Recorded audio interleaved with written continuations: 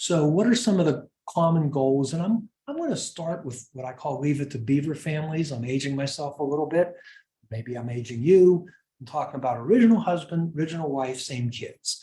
So I'm not talking about the love child from the 60s. I'm not talking about kids from his marriage and then kids from her marriage, et cetera, et cetera. And there are solutions that are very relevant for those types of families. But I'm going to kind of at least focus today on what I'll call the leave it to Beaver family. Although some of the concepts will apply to other families, and they will also apply even if you were never married and you're leaving, let's say the choices between your siblings, your nieces and nephews, and your grandnieces and nephews. But going back to leave it to Beaver, goal number one, protect your spouse or protect both of you while you're alive. Protect your spouse. Then after you've done that, after you've protected both of you, after you protected the spouse, then it's cutting taxes and leaving the most money to your family. Does that sound about right to you guys and ladies? If that sounds about right, that is goals, protect spouse, protect both of you, protect spouse, and then cut taxes, could you put a Y in the chat so I just have some idea if this is if this is what you're thinking makes sense for estate planning? So let's talk about some of the advantages of leaving money to your spouse. One, your spouse can do a tax-free rollover. We prefer to call it a trustee-to-trustee transfer into their own IRA, which is a much slower distribution pattern than if you leave it to a non-spouse with subject to exceptions. The money has to come out within 10 years. So a lot of times we want to keep it to the spouse. In the event of a Roth IRA, we don't have any minimum required distributions for the spouse. We have in the United States an unlimited marital deduction. That also applies, I believe, to all 50 states, meaning we can leave $1 billion to our spouse and there's not going to be any estate or inheritance or transfer taxes. So that's good. We have some income reasons. We have some estate or transfer tax reasons. Your spouse is one of the exceptions to the Secure Act, so they can defer the distributions based on their life expectancy and the life expectancy of somebody who is 10 years younger. And I think I mentioned no minimum required distributions for Roth and Roth IRAs. But there might be some times that you want to leave money to a child. Maybe we have some stretch IRA for the child, which is beyond 10 years after death. Maybe the adult child is in a lower income tax bracket than your spouse. So it might make sense to have money have at least some money go to a child who's in a lower tax bracket. Matt Schwartz is not a CPA, he's actually a razor sharp estate attorney, came up with what we call the Schwartz 24% maximizer, which is leaving a certain amount of money based on tax bracket to kids. But we don't know how much and when we are doing this plan. Sometimes, by the way, the child needs the money and the spouse doesn't. So we want to get money to children, not necessarily for tax purposes, but just because they need the money. Sometimes it makes sense to have money going to grandchildren. Maybe your kids don't need the money. Maybe it makes sense to skip a generation for a whole bunch of reasons. One of the reasons is I don't want my no good daughter-in-law to inherit 1 red cent of my money trust, which might provide for a child and a grandchild, but not the spouse of the child. Some of our clients have taken that to the extreme. Maybe your kids have some creditors. Maybe they're doctors, in which case we almost always want to protect that money from creditors, which might be a patient suing for malpractice, whether it's a meritorious lawsuit or not. Or if the other creditor, by the way, is the current spouse of your child who will become an ex-spouse of your child and then tries to attack your child's inheritance. We sometimes call that doesn't mean they're a bad person, but we sometimes call that the no good son or daughter-in-law. And we have a trust called the I don't want my no good son or daughter-in-law to inherit 1 cent of my money trust.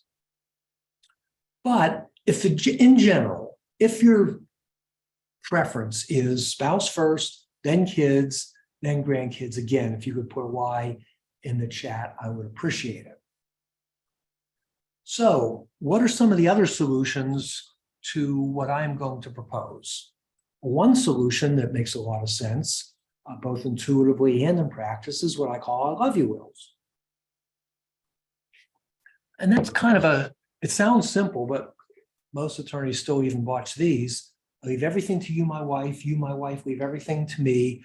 In the event that something happens to both of us, the money will go to our children equally. In the event that something happens to one of our children before it happens to us, the money that would have gone to that child who was predeceased will go into a well-drafted trust for the benefit of any children that that child may have had. By the way, you wouldn't believe how many estate attorneys botch this when they fill out the IRA beneficiary form and they leave out the word per stirpes, or they leave out trusts. They just say my 3 children equally, and that allows the possibility of one of their children dying with their own children and those grandchildren being disinherited. You wouldn't believe how many times we catch that. Luckily, I believe we've caught that every time before there was actually a death. But it's even doing these simple documents are usually wrong. And if you do a trust for the benefit of the grandkids and the underlying asset is an IRA, that trust better meet 4 conditions, or else you're going to have even worse income tax acceleration than the Secure Act. But that is one viable solution. I call them my love you wills. You leave everything to you, you leave everything to me, and kids and grandkids. Then you could say, oh, okay, well, I'm going to think this out. Okay, based on your situation, based on if one of you died tomorrow, we're going to take our best shot and we're going to figure out the best solution. And you go ahead and draft. And then life and the uncertainties take over. The market goes up, the market goes down, somebody gets sick, somebody does well, one of the kids does better than you think, one of the kids does worse than you think. You become interested for a lot of reasons. You think this thing out, circumstances change, and if you thought it out in what I call a fixed in stone approach, you can end up with a terrible, terrible solution. Well, okay, what a lot of estate attorneys say is take our best shot, and if the situation changes, then redo the documents. You could call that the Estate Attorney's Full Employment Act, because then you'd have to run to the estate attorney every year or 2, and that just is not practical. People don't do it. You're supposed to review these documents every couple of years. I've been doing this 35 years. Hardly anybody reviews their documents every couple of years. That's just the reality. Sometimes, I'm looking at an old will and I say, oh, it says here if something happens to you and your spouse, that little Johnny will be taken care of by Uncle Frank and Aunt Sue. How old's little Johnny? 47? Meaning people don't update these documents anywhere near as often as they should. So to me, when I do have somebody's attention and I'm drafting documents, or these days where I'm actually doing it as a assets under management client, and I'm working with typically an out-of-state attorney, and I'm trying to get the plan right, even if we're not drafting the documents, I always want to do something that is going to have a long shelf life after we do these documents. So what is the best solution to what I call the leave it to Beaver couples? Because deciding who's going to get what, et cetera, is just too difficult. So what's the best solution? Here we go, drum roll, don't decide. Well, gee, Jim, that's not very helpful. I would maintain it is helpful. So I maintain that we're going to draft a plan that we don't decide who gets what now, but we have that decision made by the survivors.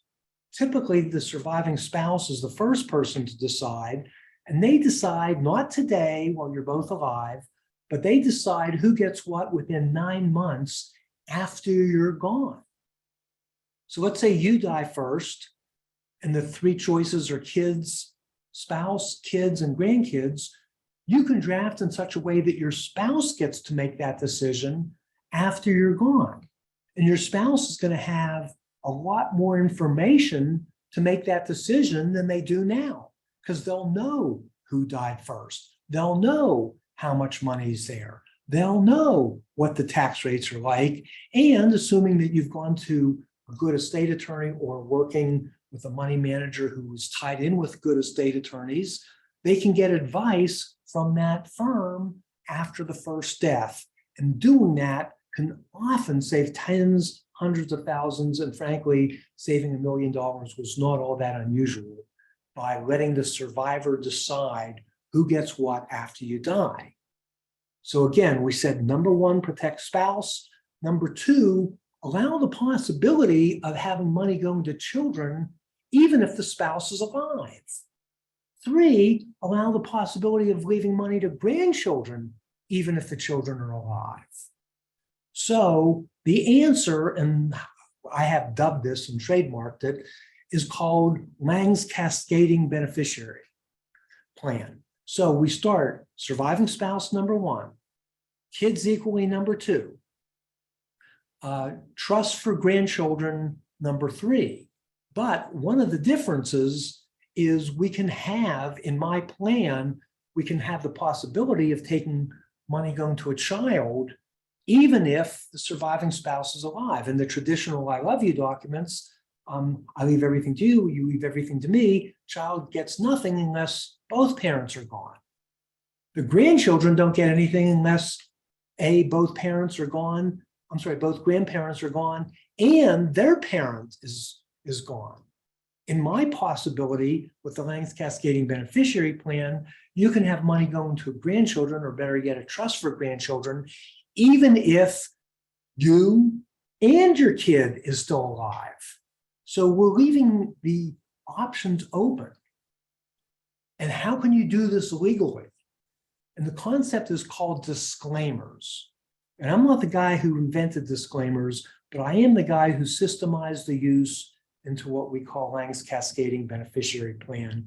And if you type in cascading beneficiary plan into Google, you'll get thousands of hits, if you will, and probably the first couple hundred, with maybe 5 or 10 exceptions, are going to point back to me, because I've been very big on this, again, since the late 90s.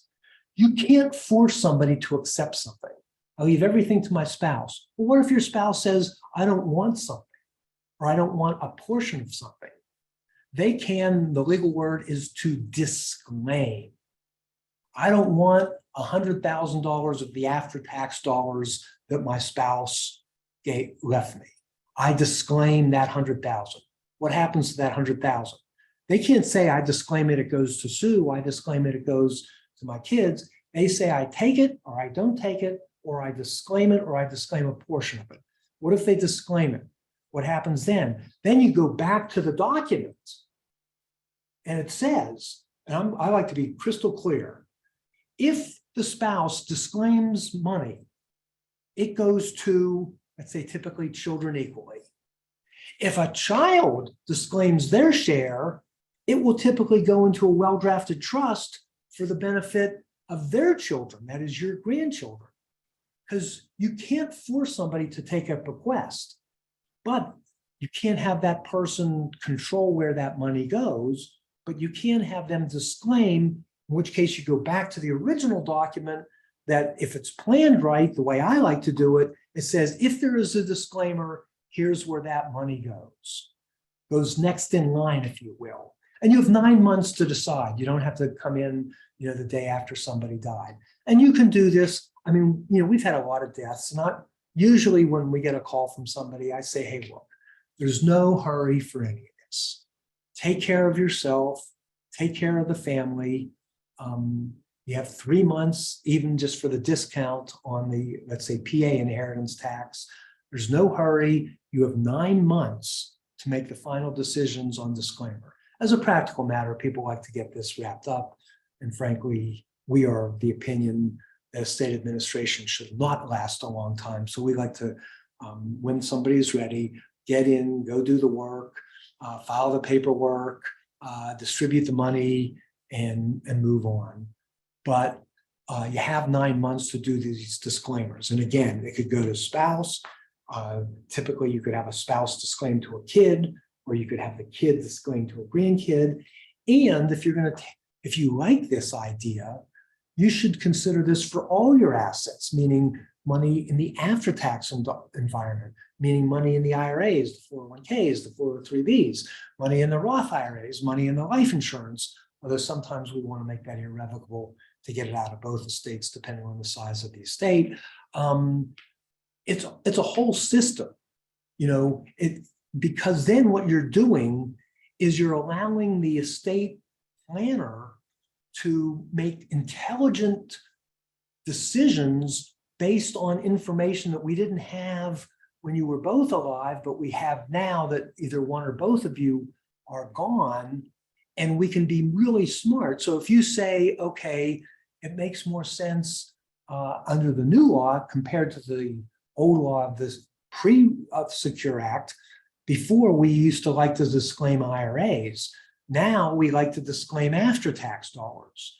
But interestingly, we didn't have to change the documents after the Secure Act came out, because we built in so much flexibility that even if that it survived the changes of the law. So our strategy changed, but we didn't have to go back and change the documents. And again, I like total flexibility, assuming that you trust each other, et cetera, for, again, IRAs, retirement plans, 401ks, after-tax dollars, Roth dollars, et cetera, because to me, the more flexibility I build into a plan, the greater the possibility for savings. Now, does it make sense for everybody? Of course not. Does it make sense for a second spouse who has kids of their own? No, because they can inherit everything, change their will, we cut out your kids and leave everything to their kids. So that's not a Leave It to Beaver marriage. So again, this isn't going to be for everybody. But again, I like wills, revocable trusts, IRAs, retirement plans, Roths, annuities, etc. So this is not a crazy plan.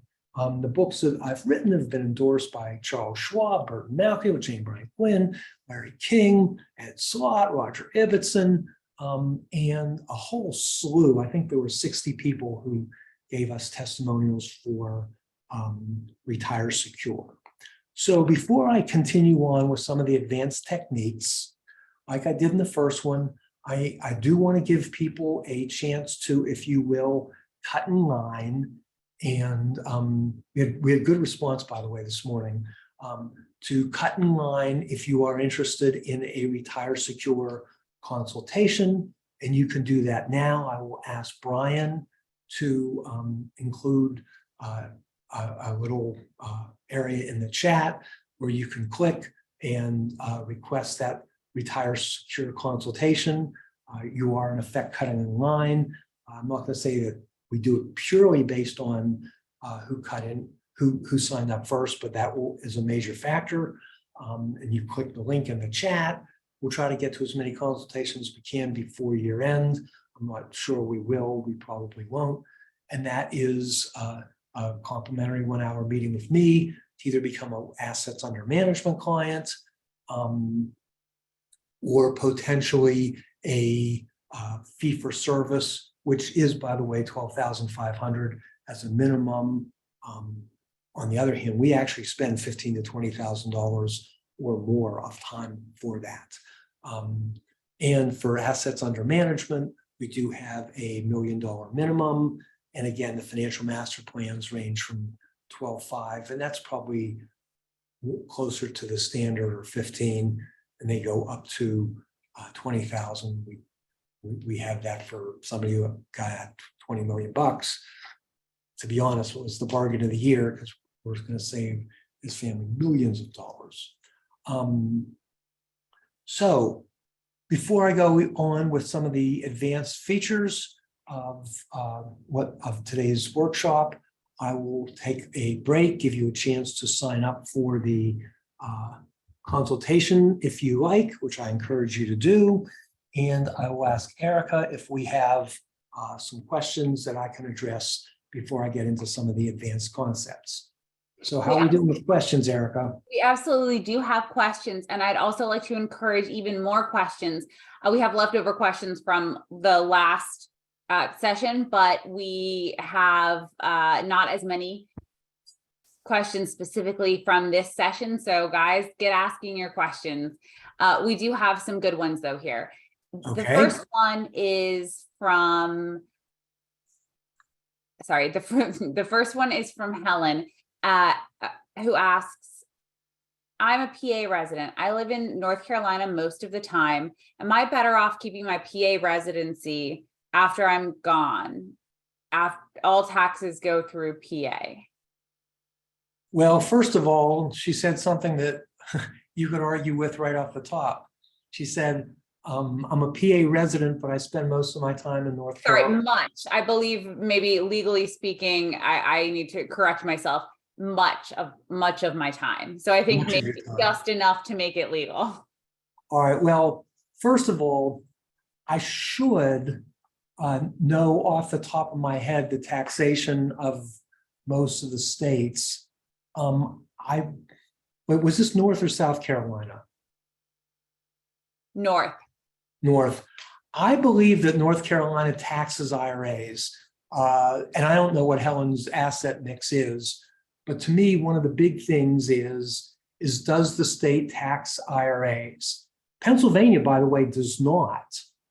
So Pennsylvania, you don't get a break when you put money into your retirement plan, which is why your federal wages almost always lower than your state wages. But after you retire and you're taking money from your IRA, or you're making a Roth conversion, or you're taking money from your retirement plan, both the amount that you put in and the growth is not subject to tax. So Pennsylvania is a really good state to retire in. Yeah, there's a, 4.5% tax, inheritance tax on lineal heirs. But the good news is that the state tax itself is pretty low, and they don't tax IRAs. Now, I don't know North Carolina off the top of my head, but why don't I just use an example that I do know off the top of my head, which might be, say, California or New York, that do tax IRAs and retirement plans, as well as having a high transfer tax. So one of the worst things that you can do from a tax standpoint, we have a client who did it, is he lived his whole life in Pennsylvania, never getting the tax break on all his retirement plan contributions. And he moved to California, and now he's paying taxes on his retirement plan, not just the federal level, but the California level. And the reason why he did that was not because he was interested in saving taxes. He did that because his daughter was there and that's where he wanted to live, which is another issue. I had a guy who had a lot of money and he wanted to stay a Florida resident. He said, I really love living in California, but I can't stand all the extra taxes I'm going to pay. I was thinking, well, maybe you want to live where you want to live. Don't let the tail wag the dog, if you will. But so I don't know North Carolina off the top of my head. The first thing that I would look to is what is the taxation on IRAs for North Carolina. And if it did tax IRAs, then being a Pennsylvania resident might make sense. Or, and I alluded to this earlier, sometimes what's fun is to make a big Roth IRA conversion while you're in a state that doesn't tax Roth IRA conversions, like Pennsylvania, and then move to a state that does tax Roth conversions or that does tax retirement plans, or, and this is also important, inherited retirement plans. And I had mentioned earlier that sometimes it depends on where your kids live. So if your kids live in say, California or New York, it might make a lot of sense if you're a Pennsylvania resident to make even bigger Roth IRA conversions than you would if they lived, for example, in Texas or in Florida. or Pennsylvania. So there's a long-winded answer to a short question. I think we have time for maybe one or two more. No, Jim, actually that long-winded answer was wonderful. And we did have Cheryl, who is probably a North Carolina resident herself, piped up and said that North Carolina does tax IRA withdrawals. So your answer was right on the money in terms of. Yeah, that's what I thought. I just don't like to say things I'm not sure of. I'm sure that's why your audience appreciates that a lot. So the next And, question. and by the way, time out for 1 second. I don't know what the transfer tax is, the inheritance tax in North Carolina, but let's say that, she's in her 60s or 70s, the taxation of the minimum required distribution of the IRA is going to be really critical because, let's say she even just has $1 million and we're starting at, let's say, $40,000 or $45,000. And the taxation on that, let's say she lives 20, 30 years, or even 20 years, can be considerable. So that to me sounds like trying to be a Pennsylvania resident would be better. And now again, if she can't stand Pennsylvania and the Pennsylvania winters, which I'm not a big fan of, I'm not saying you should just suffer in Pennsylvania so you can save some taxes. But let's say that, she's there roughly 6 months, it might make more sense to do whatever you need to do, maybe say 6 months in a day, register your car, register to vote, keep your bank accounts, etc., have your will done in Pennsylvania, et cetera, to try to prove that you're a Pennsylvania resident. And it can save a lot of money over time. Okay, why don't we take one or two more? Okay, the next question comes from Steve, and he's asking you to weigh in on the pros and cons of using an irrevocable trust for generational transfer of wealth. I don't do a lot of irrevocable trusts, mainly because it's irrevocable. The advantages, let me tell you when I have used irrevocable trust. I've used them when we know who the beneficiary is and we know we're not going to change it. So typically on a life insurance policy, particularly a second to die policy, and the beneficiary is going to be kids equally. And almost no matter what happens, that's who's going to be the beneficiary. Well, in that case, if we make it irrevocable, then it's outside and you can't change it, then it's outside of the person's estate. And if you're anywhere near the estate tax bracket for federal, by the way, life insurance isn't taxable for Pennsylvania, then that might make sense. On the other hand, if the decision is between kids and grandkids and spouse, I generally prefer flexibility unless we're potentially saving a lot of money. Another time we've used irrevocable is as a protection against the person themselves. So we've had a couple of situations. One was there was a guy who was in the habit of getting taken advantage of by different women, and he lost a lot of money. And before he lost everything, we transferred his money into an irrevocable trust. He was able to get income from that trust, but he didn't have the power to, let's say, give it away or have the money taken from him by an unscrupulous, in his case, woman.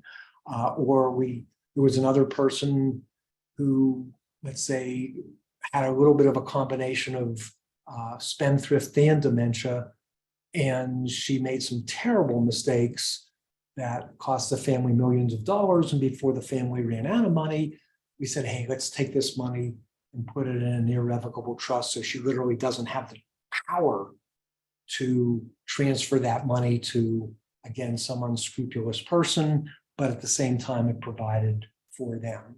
So if everybody's healthy, everybody's fine, everybody's in their right mind, and particularly if there's some tax opportunities, I tend to prefer flexibility, but that doesn't mean that I always use flexibility. Why don't we take one more and then we will move on. Okay, this might be a short answer, but I think it's an important question because I know we have a lot of viewers who are not residents of the state of Pennsylvania. So RB asked, is the 9-month period to disclaim or claim assets, during probate specific to Pennsylvania state rules? Interestingly, it is a state rule. It is not a federal rule, but I believe that it is a common number of months in all states. I could be wrong, and I never want to opine on Louisiana, which is the Pollyanna code, which is almost Greek. But I'm pretty sure that that's most, if not all states. You could check on that, but that is a matter of state law, not federal.